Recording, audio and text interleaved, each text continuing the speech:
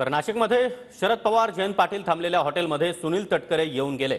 शरद पवार गटाचे नेते अनिल देशमुख यांनी हा गौप्यस्फोट केला।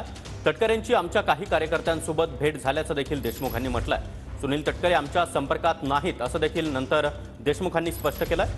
तटकरे आमच्या संपर्कात आले तरी आम्ही त्यांना पक्षात घेणार नाही असं देखील त्यांनी म्हटलंय। तर तुतारीचा पराभव होणार असल्यानं निराशेच्या गर्तेतून देशमुखांनी हे वक्तव्य केलं आहे। अनिल देशमुख यांच्या दाव्यावर सुनील तटकरे यांनी प्रतिक्रिया दिली आहे।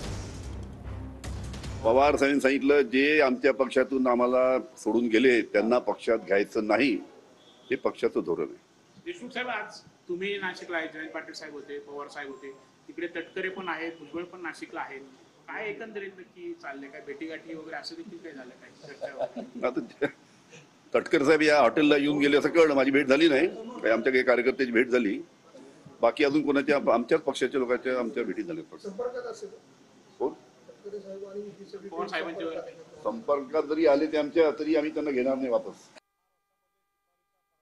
वरती होणार असल्यामुळे नैराश्याच्या गर्तेत असलेल्या अनिल देशमुखांनी कदाचित त्यांच्यावरती जी काही दुर्दैवाने पाळी 2-4 वर्षापूर्वी आली होती त्याच्यातून सुद्धा कदाचित ते बाहेर पडले नसतील, अशा पद्धतीचा केवळ संसाधन निर्माण करण्याचा आरोप त्यांनी जो केला तो अत्यंत निषेधार्ह आहे, धिक्कारार्ह त्या ठिकाणी आहे।